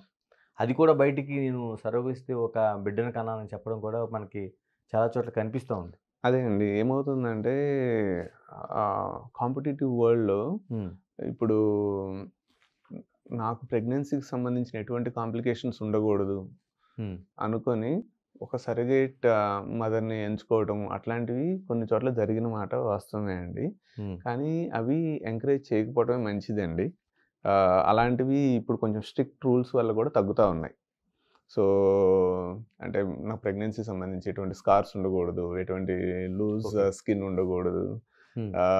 అనుకునే వాళ్ళకి అది ఎక్కువ ఉంటుంది. అంటే రియల్‌గా నీడ్ ఉంటేనే సర్గసీకెళ్ళాలి. ఇట్లాంటి వాటి గురించి వెళ్ళకూడదు. అది చెక్ చేస్తారండి అది? నిజంగా 100% నీడ్ ఉందా యెస్. యెస్. లేదనేది యాహ్! హాస్పిటల్స్‌లో? యాహ్! ఓకే. ఇలాగనే ఇంకా సూపర్ స్పెషాలిటీకి సంబంధించి చిన్నపిల్లలకు సంబంధించి, లేకపోతే నవజాత శిశువులకు సంబంధించి, ఆ కోర్సెస్ సంబంధించి గానీ మనకి ఎంత ఆ కోర్సెస్ గానీ మిగతాయి అందుబాటులో ఉన్నాయండి? మన దేశంకి సంబంధించి? మన దేశంలో పీడియాట్రిక్ సూపర్ స్పెషాలిటీ కోర్సెస్ చాలా పెరుగుతున్నాయండి. ఇంతకు పెరుగుతున్నాయి. ముందుతో కంపేర్ చేస్తే ఇప్పుడు నియోనటాలజీ ఒక ఎగ్జాంపుల్ చెప్పాను. 15 ఏళ్ల క్రితం మనకి సిటీలో హైదరాబాద్ సిటీలోనే వేల మీద లెక్క పెట్టేంత మందే ఉన్నారు నియోనటాలజిస్ట్. ఇప్పుడు ప్రతి టౌన్‌లో కూడా ఉన్నారు నియోనటాలజిస్ట్. సో, అంత ట్రైనింగ్ పెరిగింది. అంటే అట్లానే పీడియాట్రిక్ క్రిటికల్ కేర్ అదొక చాలా ఇంపార్టెంట్ కోర్స్. ఇంకోటి paediatric neurology, paediatric gastroenterology and developmental paediatrician ఇట్లా అన్ని పీడియాట్రిక్ నెఫ్రాలజీ కానివ్వండి, ఇలాంటి స్పెషాలిటీస్ అన్నీ ఇంతకు ముందుతో కంపేర్ చేస్తే చాలా రెట్లు పెరిగాయండి. పేషెంట్స్‌లో అవేర్‌నెస్ కూడా పెరిగింది. ఓకే. అంటే ఓకే.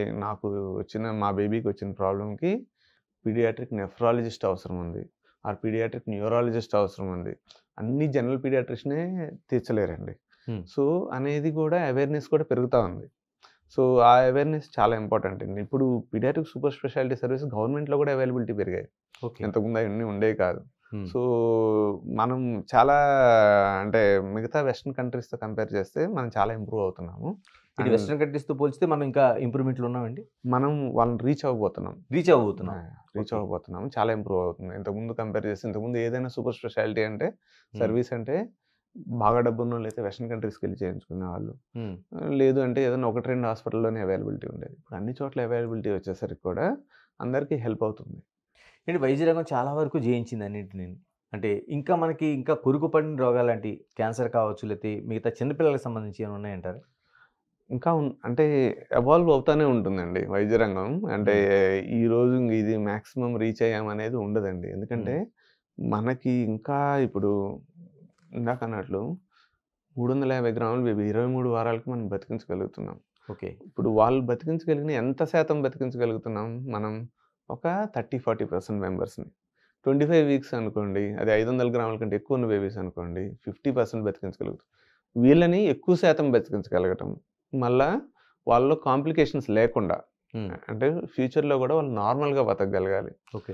అట్లాంటి వాటన్నిటిలో అడ్వాన్స్‌మెంట్స్ జరుగుతున్నాయి. నేను అంటే నియోనటాలజీకి సంబంధించి చెప్తున్నానండి. అలానే సేమ్ థింగ్ విత్ అంటే గైనకాలజీ గానివ్వండి, ఆబ్స్ట్రిక్స్ కానివ్వండి. సో, వాటిలో కూడా చాలా అడ్వాన్స్‌మెంట్స్ జరుగుతున్నాయండి. ఇప్పుడు గైనకాలజీ ఉంది. ఎండోమెట్రియోసిస్ అంటాము, ఫైబ్రాయిడ్స్ అంటాము. వీటన్నిటికి గూడా మీకు రోబోటిక్ సర్జరీస్ వస్తున్నాయి ఇప్పుడు. సో, అంటే తొందరగా రికవర్ అయ్యే ఛాన్స్ ఉంటుంది. సక్సెస్ రేట్ ఎక్కువుంటుంది. Same thing pediatric surgery. Pediatric surgery చాలా ఎవాల్వ్ అవుతుందండి. ఇప్పుడు మొత్తం ఏదైనా గానీ లాప్రోస్కోపిక్ సర్జరీ ద్వారానే చేయగలుగుతున్నారు. Same thing robotic surgery going forward. పీడియాట్రిక్స్‌లో కూడా రోబోటిక్స్ చేయగలుగుతారు. సో, అంటే most of the pediatric surgery robotics ద్వారా చేయగలుగుతారు ఫ్యూచర్‌లో. సో, ఇది చాలా అడ్వాన్స్‌మెంట్ అండి. గోయింగ్ ఫార్వర్డ్ ఈటిలో మనం అడ్వాన్స్‌మెంట్ ఎక్కువ చూడగలుగుతున్నాం.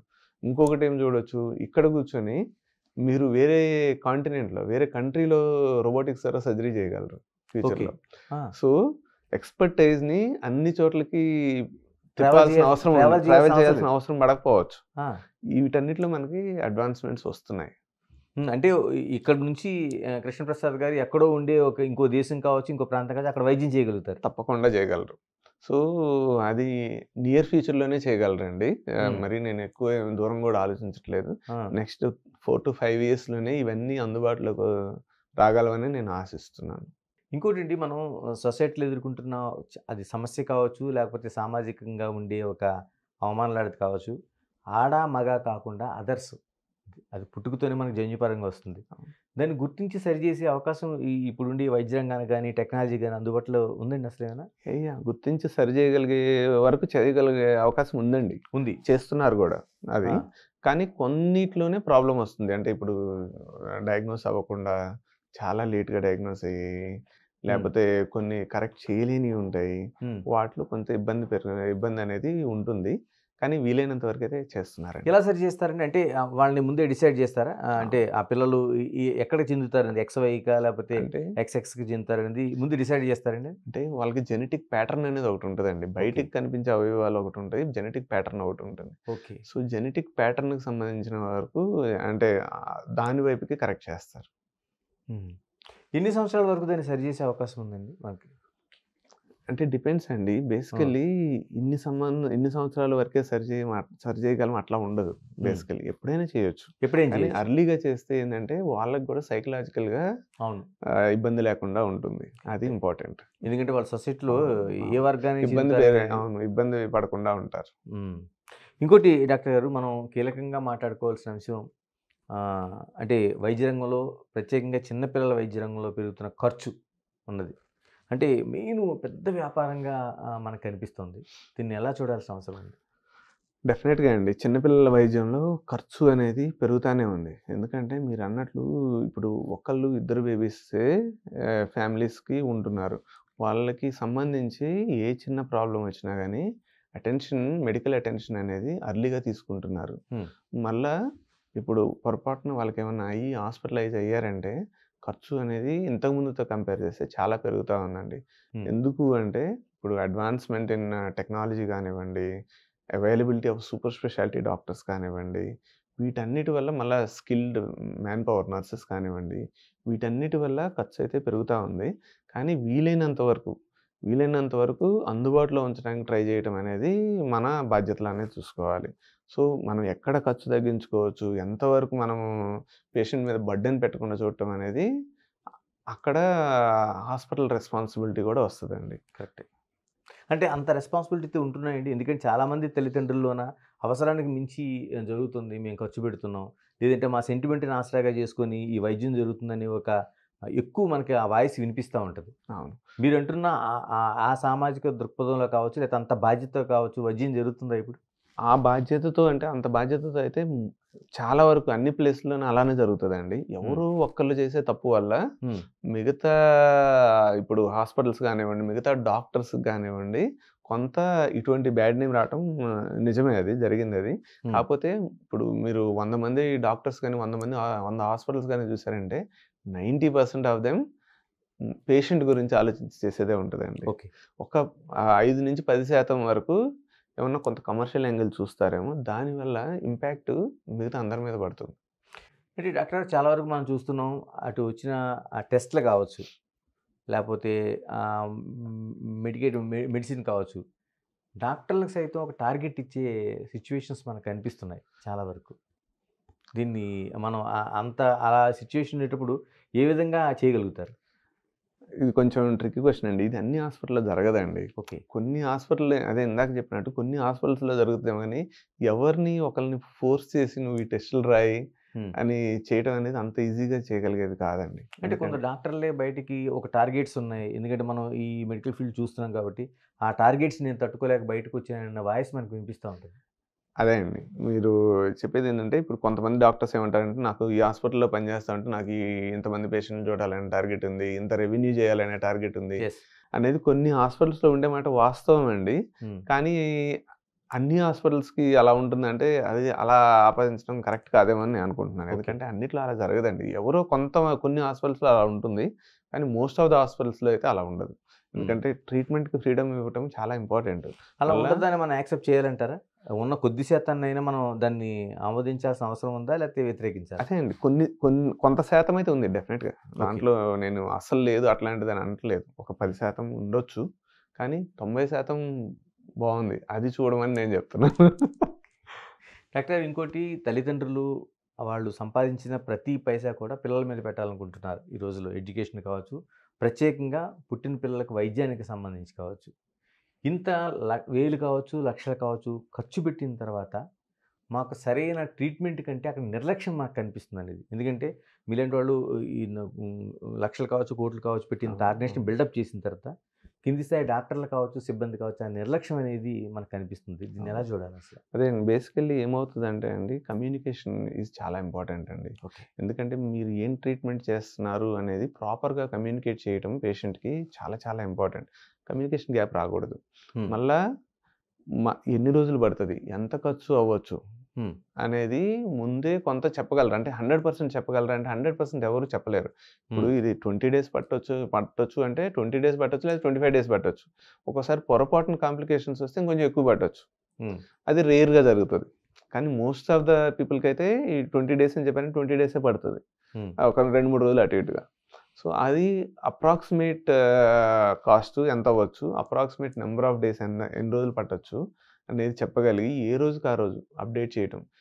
ఏం చేశారు, ఏం ట్రీట్మెంట్ చేశారు, ఏం మందులు వాడారు, ఎలా రెస్పాండ్ అవుతున్నారు ఓకే అనేది ప్రాపర్ వేలో కమ్యూనికేట్ చేసి పేషెంట్స్ని కూర్చోబెట్టి మాట్లాడితే చాలా వరకు ఈ మిస్కమ్యూనికేషన్ అనేది తగ్గుతుందండి. ఈ మధ్య తగ్గుతుంది కూడా కొంత. మిస్కమ్యూనికేషన్ తగ్గితే ఏమైందంటే పేషెంట్ ట్రస్ట్ బిల్డ్ అవుతుంది. పేషెంట్ ట్రస్ట్ బిల్డ్ అయిందనుకోండి, పొరపాటున ఏదైనా కాంప్లికేషన్స్ వచ్చినా కానీ వాళ్ళు యాక్సెప్ట్ చేసే స్టేజ్లో ఉంటారు. డాక్టర్ గారు కానివ్వండి, హాస్పిటల్ కానివ్వండి, వాళ్ళు ఎఫర్ట్ పెట్టారు, వాళ్ళు చేయగలిగినంత చేశారు. దేవుళ్ళు కాదు end of the day, doctors అయినా కానీ హాస్పిటల్ అయినా కానీ. సో వాళ్ళు చేయగలిగింది చేశారు. సో అది మనం కన్వే చేయగలగాలి వాళ్ళకి. అంటే అది కమ్యూనికేషన్ బ్రిడ్జ్ చేయటంతోనే అవుతుంది. అంటే ఇలాంటి సందర్భాల్లో ఆసుపత్రుల ముందు ఆందోళనలు కావచ్చు, లేకపోతే మిగతా కేసులు కావచ్చు, ఇవి బిల్డప్ అవుతున్న ఆర్గనైజేషన్స్కి ఎంత నష్టం కలిగిస్తున్నాయి? డెఫినెట్గా అండి. ఎందుకంటే ఏ హాస్పిటల్ ముందు గొడవ కానివ్వండి, లేకపోతే పేషెంట్ డిస్సాటిస్ఫాక్షన్తో వెళ్ళటం కానీ కోరుకోరు. ఎందుకంటే ఎంత కష్టపడి చేసేది పేషెంట్ హ్యాపీగా వెళ్ళాలి, వాళ్ళు ఇంకో నలుగురికి చెప్పాలి ఇక్కడ మంచి ట్రీట్మెంట్ జరుగుతుందని, మిగతా వాళ్ళు వచ్చి కూడా ట్రీట్మెంట్ తీసుకోవాలని అనుకుంటారు. సో ఒక్కొక్కసారి ఇట్లాంటివి జరగటం వల్ల కొంత డ్యామేజ్ జరగటం అయితే వాస్తవం. కాకపోతే నేను ఇందాక మీకు చెప్పినట్లు కమ్యూనికేషన్ నెట్వర్క్ అనేది ప్రాపర్గా బిల్డ్ చేసుకోగలిగామంటే అండి, ప్రాపర్ కమ్యూనికేషన్ చేస్తే పేషెంట్స్కైనా, పేషెంట్ రిలేటివ్స్కైనా కానీ ఇలాంటి ఇష్యూస్ తగ్గుతాయండి. ఇలాంటి ఇష్యూస్ ఎంతవరకు తగ్గించుకోగలిగితే అంత ఆర్గనైజేషన్కి కూడా మంచిదండి. ఇంకోటి మనం ఇందాక ఐవీఎఫ్ సెంటర్లు కావచ్చు, లేకపోతే సరోగసీ కావచ్చు, ఈ మాట్లాడుకునేటప్పుడు అనెథికల్ ప్రాక్టీసెస్ అండి. ఇప్పుడు మనం ఈ మధ్య కాలంలోని హాస్పిటల్ పేరు చెప్పాల్సిన అవసరం లేదు, కానీ మనకి జరిగిన ఇన్సిడెంట్ అంటే వాళ్ళు నా భర్త స్పెర్మ్తో మాత్రమే నాకు గర్భం కావాలని చెప్పిన తర్వాత కూడా వాళ్ళు కాకుండా అతడిదాన్ని తీసుకొచ్చి అసలు వాళ్ళిద్దరికీ సంబంధం లేని ఒక బిడ్డని వాళ్ళకి తీసుకొచ్చారు.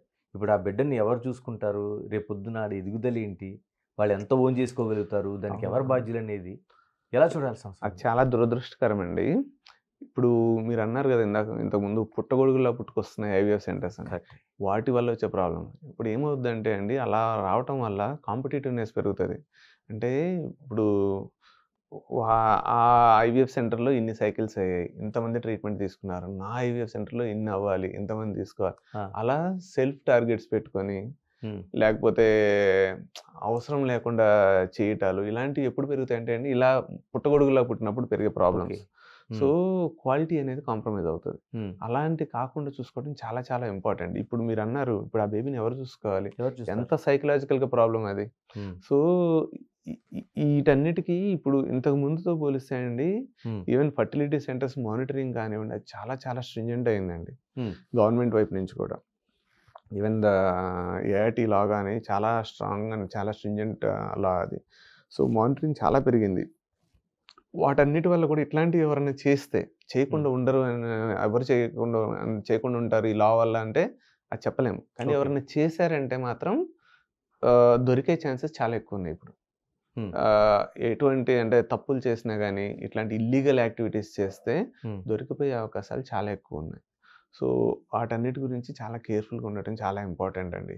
అంటే నాట్ ఓన్లీ అంటే వాళ్ళ కెరియర్తోనే ఆడుకోవటం కాకుండా పక్కన వాళ్ళ బేబీ అండ్ పక్కన వాళ్ళ లైఫ్కి సంబంధించింది ఇది. సో చాలా జాగ్రత్తగా ఉండడం చాలా ఇంపార్టెంట్. అంటే ఒక నేచర్లో జరిగే ఒక దీన్ని 100% రిజల్ట్ అని ఒక బోర్డులు పెట్టుకుని చేసే ప్రచారం అది చాలా తప్పండి. ఏది 100% అనేది అవ్వదు. ఈవెన్ న్యాచురల్గా కూడా 100% అనేది ఎవరు గ్యారంటీ ఇవ్వలేరు. సో ఈ 100% ఇది మా దగ్గర మిగతా వాళ్ళకంటే ఎక్కువ పర్సంటేజ్ ఉంటుంది. ఇవన్నీ అంటే కమర్షియల్ అండ్ ఏమంటాము మార్కెటింగ్ గిమిక్స్ లానే చూడొచ్చు. అవును. వాటన్నిటికి పడకూడదండి. ఎందుకంటే ఎవరు బాగా చూస్తున్నారు, ఎవరు క్వాలిఫికేషన్ బాగుంది. మళ్ళీ ఇంకోటి ఏంటంటే ఐవీఎఫ్ ఫెసిలిటీ స్టాండర్డ్స్ ఎలా మెయింటైన్ చేస్తున్నారు, ఏ గ్రూప్కి సంబంధించింది, ఎలా ఉంది క్వాలిటీ, ఇన్ఫ్రాస్ట్రక్చర్ కానివ్వండి, క్వాలిటీ కానివ్వండి, వాళ్ళు మెయింటైన్ చేయగలరా అసలు. తర్వాత ఇప్పుడు ఎగ్ ఫ్రీజ్ చేశారనుకోండి, అసలు వాళ్ళు ఎగ్ని ఫ్రీజ్ ప్రాపర్గా చేయగలరా లేదా, వాళ్ళకి పవర్ బ్యాకప్స్ అవన్నీ ఉన్నాయా సరిపోను, ఆల్ లైసెన్సెస్ ఉన్నాయా లేవా అనేది చూసుకోవటం మనకి ఈవెన్ పేషెంట్ వైపు నుంచి కూడా రెస్పాన్సిబిలిటీ వస్తుందండి. మీరు ఇందాక చెప్పినట్టు చాలా అవుతున్నాయి కాబట్టి మనం కూడా జాగ్రత్త పడి చూసుకోవాల్సి వస్తుంది పేషెంట్ వైపు నుంచి కూడా. అసలు ఏంటి, ఎక్కడికి వెళ్తున్నాం అనేది, ఏ ఐవీఎఫ్ సెంటర్కి వెళ్తున్నాం, ఏం ట్రీట్మెంట్ తీసుకుంటున్నాం అనేది చూసుకోవటం, సెలెక్ట్ చేసుకోవటం కూడా చాలా ఇంపార్టెంట్. ఎలాగండి మీరు ఐవీఎఫ్ సెంటర్ నడుపుతూ ఉన్నారు, ఎలా జరుగుతుందండి? అంటే డోనర్స్ దగ్గర నుంచి ఎగ్స్ కావచ్చు, లేకపోతే మనకి శుక్రకణాలు కావచ్చు, స్పెర్మ్ కావచ్చు, అంటే డోనర్స్ కూడా ఉన్నారు కదా, ఏంటి ఏ బేస్లో జరుగుద్దండి అసలు? డోనర్స్ ఉన్నారండి, వాటికి ఇప్పుడు ఆ డోనర్స్ కూడా లైసెన్సెస్ ఉంటాయండి. లైసెన్స్ డోనర్కి లైసెన్స్ ఉంటుంది. డోనర్స్ లైసెన్సెస్ ఉంటాయి. ఆ డోనర్ సెంటర్స్ నుంచే తీసుకోవాల్సి వస్తుంది. ఒకవేళ అంటే డోనర్ స్పర్మ్ అవి వాడాలనుకుంటే. సో అవి కాకుండా మనకి ఏ తోచింది చేయటం, లేకపోతే సర్టిఫైడ్ కానివి చేస్తేనే ఇట్లాంటి ప్రాబ్లమ్స్ వస్తాయి. మళ్ళీ proper consent, proper counselling, everything is important. అది వాళ్ళ వైపు నుంచి రావాలి, పేషెంట్ వైపు నుంచి రిక్వెస్ట్, అంతేగాని వీళ్ళు పుష్ చేయకూడదు. కానీ చాలా చోట్ల ఏం జరుగుతుందంటే వీళ్ళు పుష్ చేయడం వల్ల పేషెంట్ యాక్సెప్ట్, అట్లాంటి చోట మిస్కమ్యూనికేషన్ వస్తుంది లాంగ్ టర్మ్లో. ఆ మ్యాచింగ్ కూడా చూస్తారండి, ఎందుకంటే మనకి పిల్లలు పుట్టిన వెంటనే తల్లిలాగా ఉన్నాడు, తండ్రిలాగా ఉన్నాడు, నాన్నమ్మలాగా ఉన్నాడు, అమ్మమ్మలాగా ఉన్నాడు అని పోలిక అనేది మనకి సొసైటీలో ఎక్కువ జరుగుతూ ఉంటుంది. ఇప్పుడు ఒక ఇద్దరు సామంచాయిగా ఉండే భర్త కావచ్చు, భార్య కావచ్చు, లేకపోతే హైట్ ఇవన్నీ చూసుకుని ఆ విధంగా ఆ మ్యాచింగ్ ఉంటుందండి ఏమైనా? అది కష్టం అండి, మ్యాచింగ్ అనేది చాలా కష్టం అట్లా చేయటము. ఎందుకంటే ఎక్కడి నుంచి వచ్చింది అనేది ముందే చెప్పరు కాబట్టి అది మ్యాచింగ్ చేయటం చాలా కష్టం అవుతుంది. అంటే మీకు కావాల్సిన, నాకు ఈ హైట్ కావాలి, ఇంత కలర్ ఉండాలి. ఒకసారి ఇప్పుడు తల్లి తండ్రి ఒక 5'5" లోపల ఉన్నారనుకున్నాను, టెస్ట్ ట్యూబ్ బేబీ కావచ్చు, లేకపోతే ఈ ఐవీఎఫ్ సెంటర్లోన ఒకసారిగా వాడు 6.5 ఉన్నాడు అనుకోండి, అదే అండి. అంటే ఇప్పుడు సేమ్ మదర్ది ఎగ్, ఫాదర్ది స్పర్మ్ వాడారు అనుకోండి, ఆ ఇష్యూస్ ఏమి ఉండవు. కానీ డోనర్ వాడినప్పుడు కొంత ఇష్యూస్ రావచ్చు. కానీ కంప్లీట్గా అరికట్టగలగటం అనేది ఎవరి వాళ్ళు కాదు. ఇదంతా సీక్రెసీ కదండి, అంటే డోనర్ ఎవరు ఇచ్చారో కూడా వీళ్ళకి తెలియదు, వీళ్ళు ఎవరికి దానం చేశారో కూడా వాళ్ళకి తెలియదు. మరి ఎక్కడ ఉంటుందండి రికార్డ్ అంతా? అదే అండి నేను అనేది, ఇప్పుడు డోనర్ బ్యాంకింగ్ ఉంటాయి కదా, వాటికి సర్టిఫైడ్ ఉంటాయి. వాటి దగ్గర నుంచే తీసుకోవాల్సి వస్తుంది ఎవరైనా తీసుకుంటే. ఓకే, అంటే మీరు తీసుకున్నా అక్కడి నుంచే తీసుకోవాలి అవసరమైతే. అది ఓకే. అంటే ఇప్పుడు ఆ రికార్డ్ అంతా ఉంటుందండి, గవర్నమెంట్ దగ్గర ఉంటుంది, రికార్డ్ ఉంటుంది, 100% మెయింటైన్ చేస్తారు. గవర్నమెంట్ వెరిఫికేషన్లోనే ఉంటుంది. అదే అండి నేను చెప్పేది, ఇప్పుడు ఇంతకుముందు చాలా స్ట్రింజెంట్ ఉన్నాయి ఇప్పుడు రూల్స్ అన్ని. సో మంచిది కూడా అది. ఓకే, ఇప్పుడు ప్రతి రంగంలో కూడా R&D పెరుగుతుందండి, రీసెర్చ్ అండ్ డెవలప్మెంట్ అనేది అద్భుతంగా పెరుగుతుంది. మీ నవజాత శిశువులు కావచ్చు, లేకపోతే చిన్నపిల్లల వైద్యానికి సంబంధించి ఎలాంటి R&D ఉందండి మనకి మన దేశంలో? మన దేశంలో ఇప్పుడు క్లినికల్ రీసెర్చ్ అంటాం కదండి, అది చాలా జరుగుతూ ఉంటుంది. అంటే ఇప్పుడు పిల్లల్లో వచ్చే లంగ్స్కి సంబంధించిన ఇష్యూస్ కానివ్వండి, హార్ట్కి సంబంధించిన ఇష్యూస్ కానివ్వండి, వీటన్నిటికీ అంటే ఏం మెడికేషన్స్ మీద కానివ్వండి, మళ్ళీ టెక్నాలజీ మీద, అంటే ఇప్పుడు అడ్వాన్స్డ్ వెంటిలేటర్స్, అడ్వాన్స్డ్ ఇంక్యుబేటర్స్, వీటన్నిటి మీద చాలా R&D జరుగుతుందండి. And India is part of it. మన ఇండియా అంటే మల్టీ కంట్రీ ట్రయల్స్ అంటాం, అంటే రకరకాల కంట్రీస్లో జరిగే ట్రయల్స్లో కూడా మనం పార్టిసిపేట్ చేస్తున్నాం. ఇండియన్ గవర్నమెంట్ సెక్టర్ పార్టిసిపేట్ చేస్తుంది, ప్రైవేట్ సెక్టర్ కూడా. సో ఇంతకుముందుతో పోలిస్తే చాలా చాలా అగ్రెసివ్గా పార్టిసిపేట్ చేస్తున్నాం మనం ఈ రీసెర్చ్లో. ఈ పిడియాట్రిక్ రీసెర్చ్ అయినా, ఈవెన్ గైనకాలజీ రీసెర్చ్ అయినా కానీ అన్నిట్లో మనం చాలా పార్టిసిపేషన్ ఇండియా నుంచి చాలా పెరిగిందండి. ఓకే, ఎలాగంటే అంటే డాక్టర్ కావడం అంటేనే ఆ ఆలోచనలోనే ఒక సర్వీసు ఓరియంటేషన్ ఉంటుంది మిగతా రంగాలతో పోల్చితే. రాను మనం చూస్తుంటే అది ఆ సర్వీసు ఇదంతా పోయి కొంత డబ్బు సంపాదనే ఆ వైపుగా ప్రయాణం జరుగుతున్నట్టు కనిపిస్తుంది. అంటే ఎక్కడ పడుతుందండి దానికి మూలం? అంటే మన మెడికల్ సీట్ల నుంచి ప్రారంభమవుతుందా, లేకపోతే మన ఎడ్యుకేషన్ పూర్తయిన తర్వాత దగ్గర నుంచి వస్తుందా? ఎక్కడి నుంచి వస్తుంది? అన్నిట్లో ఉందండి బేసికల్లీ. అంటే ఓన్లీ అంటే ఎడ్యుకేషన్ నుంచే వచ్చిందా? లేకపోతే ప్రాక్టీస్ తర్వాత అలా స్టార్ట్ అయిందని చెప్పలేము. ఇప్పుడు కొన్ని మెడికల్ సీట్ ఉందండి. మెడికల్ సీట్ కొంతమంది చాలా లక్షలు, కోట్లు పెట్టి కోట్ల రూపాయలండి. అవును. కోట్ల కోట్ల రూపాయలు రూపాయలు. పెట్టి ఖర్చు చేసి చదివి వచ్చేవాళ్ళు ఉంటారు. కొంతమంది థింకింగ్ అంత ఖర్చు పెట్టిన తర్వాత దాన్ని వెనక్కి సంపాదించుకోవాలనేది కూడా ఉంటుంది. సో, వాటి వల్ల కూడా చాలా ప్రాబ్లమ్స్ వస్తాయి. ఇంకొకటి ఏమవుతుందంటే పేషెంట్స్ పేషెంట్స్ థింకింగ్ కూడా ఎలా ఉంటుందంటే ఒక్కొక్కసారి ఇతను ఇన్ని టెస్టులు రాసాడు అంటే ఏమన్నా కమర్షియల్‌గా ఆలోచించాడా? అవును. అంటే ఒక్కోసారి నిజంగానే అవసరం ఉండొచ్చు. నిజంగానే అవసరం ఉండి రాసుండొచ్చు. కానీ అలా థింక్ చేయటం కూడా అంటే ఆ కమ్యూనికేషన్ గ్యాప్ అనేది మీరు చెప్పినట్టు ఏర్పడింది. అది బ్రిడ్జ్ చేసుకోవాల్సిన రెస్పాన్సిబిలిటీ వైద్య రంగం మీదే ఉందండి. అంటే ఇప్పుడు డాక్టర్స్ అండ్ హాస్పిటల్సే ఆ రెస్పాన్సిబిలిటీ తీసుకొని ఇంకా వాళ్ళకి రీచ్ అవ్వాలి. వాళ్ళకి రీచ్ అయ్యి ఎందుకు చేస్తున్నాము? ఏంటి? అనేది వాళ్ళతో కమ్యూనికేషన్ బాగా పెంచుకోగలిగితే ఈ గ్యాప్ అనేది తగ్గుతది. మీరన్నట్లు ఫ్రాడ్యులెంట్ యాక్టివిటీస్ కానివ్వండి, అనవసరంగా చేయటం అనేవి కూడా రాను రాను తగ్గే అవకాశం ఉంటాయి. ఎలాగంటే పిల్లల వైద్య రంగానికి సంబంధించి ప్రభుత్వంతో పోలిస్తే ప్రైవేట్ రంగం చాలా ముందుకెళ్తుంది ఉన్నది. దీనికి ప్రభుత్వం ఇస్తున్న సహాయం ఎలా ఉంది ఇప్పటికి? ఇంకా ఇవ్వాల్సిన అవసరం ఏముంది? గవర్నమెంట్ సపోర్ట్ చాలా బాగుందండి. ఎందుకంటే పిల్లల వైద్యము ఓన్లీ గవర్నమెంట్ చేయగలదా అంటే, ఓన్లీ గవర్నమెంట్ గానీ, ఓన్లీ ప్రైవేట్ సెక్టార్ గానీ చేయలేరండి. కాంబినేషన్ ఈజ్ చాలా ఇంపార్టెంట్. అంటే coordination between the government and private sector చాలా ఇంపార్టెంట్. ఇప్పుడు గవర్నమెంట్ ఎస్ఎన్‌సీస్ పెడుతుంది. వాటి వల్ల చాలామంది న్యూ బార్న్స్ గవర్నమెంట్ హాస్పిటల్స్‌లోనే ఎవరైతే అఫోర్డ్ చేయలేరో వాళ్ళు అక్కడ ట్రీట్మెంట్ తీసుకుంటున్నారు. ఇప్పుడు అక్కడ ట్రీట్మెంట్ అవ్వలేకపోయినా ఇప్పుడు గవర్నమెంట్ ఆరోగ్యశ్రీ ద్వారా కొన్ని హాస్పిటల్స్ ఆరోగ్యశ్రీ ఉన్న ప్రైవేట్ హాస్పిటల్స్ కూడా ఉన్నాయి. ఓకే. అక్కడ న్యూ బార్న్ కేర్ కానివ్వండి, పీడియాట్రిక్ కేర్ కానివ్వండి, ఆర్ ఈవెన్ డెలివరీస్ కానివ్వండి చేసుకోవడానికి ప్రైవేట్ సెక్టార్‌లో కూడా గవర్నమెంట్ ఫెసిలిటేట్ చేసింది. ఓకే. సో, అలా యూజ్ చేసుకోవచ్చు. మళ్ళా ఒక కొత్త హాస్పిటల్, ప్రైవేట్ హాస్పిటల్ ఏదైనా ఓపెన్ చేయాలంటే మన దగ్గర చాలా ఫాస్ట్‌గా ప్రాసెస్ చేయడానికి గవర్నమెంట్ సపోర్ట్ చేస్తుంది. ఓకే. ఎందుకంటే ఆ డిలేస్ లేకుండా మనం ప్రాపర్ నార్మ్స్ అన్ని ప్రాపర్‌గా ఫాలో అయ్యామంటే చాలా తొందరగా అంటే మిగతా స్టేట్స్‌తో కంపేర్ చేస్తే మనకి ఇక్కడ తెలంగాణలో చాలా తొందరగా మనకి పర్మిషన్స్ వచ్చే అవకాశం ఎక్కువ ఉంది. ఓకే. దేశంలో ఏ రాష్ట్రం అండి ఇంత అంటే ఇలా మెడికల్ సెక్టార్‌కి అంటే హైదరాబాద్ కూడా మనకి మెడికల్ హబ్‌గా మారింది ఇక్కడ చాలా వరకు. అవును. మనకి మెడికల్ టూరిజం పెరుగుతుంది. అవును. దేశంలో ఏ రాష్ట్రం అండి కొంచెం బెస్ట్ అనుకున్నది? మెడికల్ టూరిజం వైస్‌గా చూస్తే అండి మనకి Hyderabad is one of the best. Oh! మీకు తమిళనాడులో చెన్నై ఉంది. ఢిల్లీ గుర్గాం ఈజ్ బికమింగ్ అంటే ఒక మెడికల్ టూరిజం హబ్ లాగా తయారవుతుంది. యాక్సెసిబిలిటీ వల్ల ఢిల్లీ పక్కనే ఉంది. అన్ని కంట్రీస్ నుంచి ఈజీగా ఫ్లైట్ అవైలబిలిటీ ఉంది. వాటి వల్ల ఇప్పుడు గుర్గావ్, హైదరాబాద్, చెన్నై, బెంగుళూరు ఈ 4 సిటీస్ చాలా బాగా డెవలప్ అవుతున్నాయండి. ముంబై కూడా చాలా అగ్రెసివ్‌గా మెడికల్ టూరిజం మీద చేస్తుంది. ఒకళ్ళనొకళ్ళు కాంపిటీటివ్‌గా ఉన్నారు. అది హెల్తీ కాంపిటీషనే. చాలా మంచిది కూడా మనకి. ఎందుకంటే వేరే కంట్రీస్ నుంచి వచ్చి మన దగ్గర ట్రీట్మెంట్ తీసుకున్నారంటే మన దేశానికి కూడా అది గర్వకారణమే అవుతుంది. ఇలా మీరు ఇందాకలా ఆర్&డి కోసం మాట్లాడుతున్నప్పుడు అమ్మ కడుపులో ఉండగానే కొన్ని రోగాలకి ట్రీట్మెంట్ జరిగే సిస్టమ్ వస్తుందని మనం చదువుతా ఉన్నాం. ఇంప్లిమెంటేషన్ అవుతుందండి అదేమైనా? అవునండి. అవుతుందండి. కడుపులో ఉన్న బేబీస్‌కి కూడా ట్రీట్మెంట్ చేయగలుగుతున్నాము. ప్రొసీజర్స్ ద్వారా ఇంటర్వెన్షన్స్ ద్వారా చేయగలుగుతున్నాము. ఇంకా పెరిగే అవకాశం కూడా ఉంటుంది.